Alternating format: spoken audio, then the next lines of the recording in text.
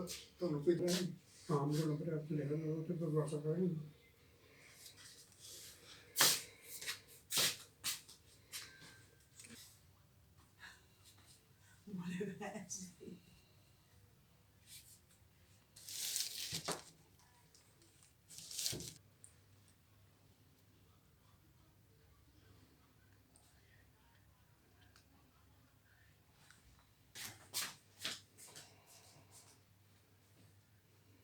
मेरा नाम अशोक कुमार काक है, ये मेरे पिताजी है ओंकारनाथ काक। बेसिकली मूलतः हम कश्मीर से थे, तो प्रोफेसर मदोग जो थे वो वहाँ पर लेक्चरर थे वहाँ पर सेमिनार में। इनका मदोग से और स्वामी सत्यानंद जी जो इसके संस्थापक हैं रामेश्वरम आश्रम के, उनके साथ इनका संबंध वहाँ सेमिनार में हो गया। उनकी वजह से जो सत्यानंद जी इनको जॉब मिली पंजाब नेशनल बैंक में एज अकाउंटेंट। फिर थोड़ी देर के बाद संघ में चले गए, तो इन्होंने फिर जॉब छोड़ दी, मैरिड थे, जॉब छोड़ी, प्रचारक बन गए आरएसएस के। ये एक वाहिद मिसाल है जो आदमी शादीशुदा था, घर बार छोड़ के संघ का प्रचारक बना। फिर ये जम्मू शिफ्ट हो गए। उसके बाद ये बड़ी एजुकेशन में भाग लिया, 53 की एजुकेशन यहाँ थी उसमें भाग लिया। फिर यहाँ पर ये प्रिंसिपल बने, हेड मास्टर बने स्नातक स्कूल गीता भवन के। मतलब उन दोनों ये गीता भवन नहीं था, उन दोनों वहाँ था ओल्ड सेक्टर के बाद था, वहाँ पर स्कूल था ये, उसके प्रिंसिपल बने। फिर वहाँ पर क्या हुआ, 53 के एजुकेशन, उसके बाद क्या हो गया, वहाँ पर मैनेजमेंट बदल गई। उसके पहले वहाँ पर मैनेजमेंट थे पंडित प्रेमा डोरा थे। फिर सब जेलों में चले गए, फिर इनका जॉब भी चला गया, ये भी अरेस्ट हो गए। जब वहाँ से वापस आए, जेल से वापस आए, जॉब नहीं था, खाने के लाले पड़ गए। फिर ये चले गए फिर पंजाब बठिंडा में रामपुरा फूल एग्जैक्ट जगह है, वहाँ पर ये हेड मास्टर बने डीएवी हाई स्कूल के। वहाँ पर हम रहे 5 साल। मैंने कहा 57 या 58 की बात है। फिर पंडित जी वापस दोबारा स्नातक सभा के बने प्रेसिडेंट। फिर उनकी चिट्ठी आई, काक साहब आप वापस जम्मू आ जाओ। फिर हम जम्मू वापस आ गए। तब से फिर ये स्कूल में रहे, हेड मास्टर रहे, उसके बाद प्रिंसिपल रहे। और इन द मीन टाइम यहाँ पर कोई भी संस्था नहीं जिसके ये सेक्रेटरी रहे। वो पहले विवेकानंद रॉक मोहम्मद जो बना था वहाँ पर मद्रास में, उसके सेक्रेटरी रहे। फिर यहाँ पर एक गाय की गौकुशी हुई थी यहाँ पर उत्तम टाकी के पास, उस जो उसके अगेंस्ट बॉडी बनी थी उसके ये सेक्रेटरी रहे। उसमें प्रेसिडेंट थे लाला ईश्वरदास खन्ना, मुझे याद आ गया, लाला ईश्वरदास खन्ना उस बॉडी के प्रेसिडेंट थे। ये एटी सभा के सेक्रेटरी रहे हैं, ब्राह्मण सभा में काम किया है, कश्मीरी पंडित सभा के सेक्रेटरी रहे हैं। तो उसके अलावा ये लाइफ मेंबरशिप इनको दी थी अपने लाला ईश्वरदास महंगी, पिताजी डॉक्टर ओमप्रकाश महंगी के। इन्होंने उनको लाइफ मेंबर उन्होंने अपने हाथ से बनाया, क्योंकि वो प्रधान थे वेद मंत्र कमेटी के, और अभी भी उसके मेंबर चल रहे हैं। और उसके अलावा उन्होंने कोई भी संस्था और संघ के आरएसएस के ये सेक्रेटरी है, जौनपुर प्रोविंस के सेक्रेटरी है। और प्रचारक ये वाहिद प्रचारक थे जो शादी के बाद भी प्रचारक बने। इन संस्था में इन्होंने काम किया। और ये रामेश्वरम आश्रम से तब से जुड़े हुए हैं जब से ये सत्यानंद जी के संपर्क में आए। वो उनके आध्यात्मिक गुरु वही हैं। और आरएसएस गुरु इनके प्रोफेसर बलराम यादव के। और एक जब भी इनको टाइम मिलता था जब दिल्ली जाते थे, मदोज का निवास था न्यू रजिंद्र नगर दिल्ली में, वहाँ ज़रूर जाते थे। उसके बाद मेरी बेटी शादी ओल्ड रजिंद्र में हुई, वो वहाँ से लेके मेरी बेटी के जो ससुर थे उनको लेके वहाँ जाते थे। और अप टू लास्ट उनकी डेथ अभी हुई 4-5 साल पहले उनकी डेथ हुई प्रोफेसर मदोग के पास। ये उनके मरने के 1 साल पहले भी वहाँ पर गए, उनको मिल के आते थे, उनको दिल की तसल्ली होती थी।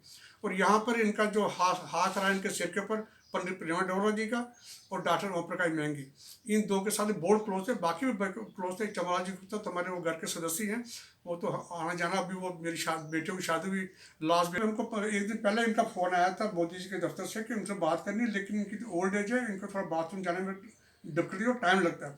फिर मैंने कहा आज मुझे कहते अच्छा मैं कल करूँगा। फिर मैंने कहा कल करूँगा, कहते मैं फिर फाइनली 24 को सवेरे फ़ोन आया। तो जो वहाँ से सब कहते मोदी जी लाइन पर बात कीजिए। फिर उन्होंने बात की। अब इनका ये है, मैंने उनको बोला कि वो मोदी जी खुद बोल रहे हैं, आप उनको नमस्ते कीजिए। वो बात से निकले थे, पूरा सुन नहीं सके कुछ। तो इनका रिएक्शन कहते अच्छा आप बोलो, आपको ना मोदी ने बोला, आपने कहा उनका बेटा हूँ। फिर उन्होंने बोला अच्छा उनकी तबीयत, में कहा तबीयत ठीक नहीं चल रही है। तो कहते कोई बार आप उम्र भी है, जब मैंने देखा तब से आपको 90 के, मैं कहा हाँ 93 के टचिंग है, सब चल रही। कहता हाँ उम्र तो है, उम्र से हमारे पड़ता है, इनका थोड़ा ध्यान रखिए। बाकी आपने मुझे कब देखा है, आपने कभी देखा? मैंने कहा मैंने आपको पहले देखा था, वो तिरंगा यात्रा थी, वो मुरली मनोहर जोशी उसको लीड कर रहे थे। और आपने सिडर जाना था, तो यहाँ पर रघुनाथ मंदिर के बाहर डाइस लगा था, वहाँ पर जलसा हुआ था, आप भी उसी डाइस पर थे। वो मेरा पहला चांस था जब मैंने आपको यहाँ पर जम्मू में देखा। उसके बाद 2-3 दफ़ा और देखा, लेकिन वो मेरा पहला चांस था। कहता है मेरा सौभाग्य है, मैंने यहाँ पर काम किया जम्मू में, मैं अक्सर इनके साथ मेरी भेंट होती पंडित प्रेमा डोरे की कोठी पर, और या फिर यहाँ पर वीर भवन जो आरएस का, उन दोनों आरएस का दफ्तर होता था यहाँ पर नागजार में, अक्सर मेरी उनकी वहाँ पर भेंट होती थी। और इन्होंने बड़े पुराने वर्कर है, और मैंने इससे पहले भी चमन जी से बात की, उनको आप जानते हैं, मैं कहा उनको अच्छी तरह जानता हूँ, वो तो घर के सदस्य जैसे हैं। उनसे मेरी बात हुई, मैंने जो पुराने बंधु से बात करनी, पुराने जो कार्यकर्ता हैं उनसे मैंने मन किया उनसे बात करो, और उस कड़ी में इनसे बात की, और मन को तसल्ली, और इनका ध्यान रखना और अपना भी ध्यान रखना, और बाकी अब मैंने कहा हम बिल्कुल ठीक ठाक है, जो आप कह रहे हैं उसके मुताबिक हम चल रहे हैं।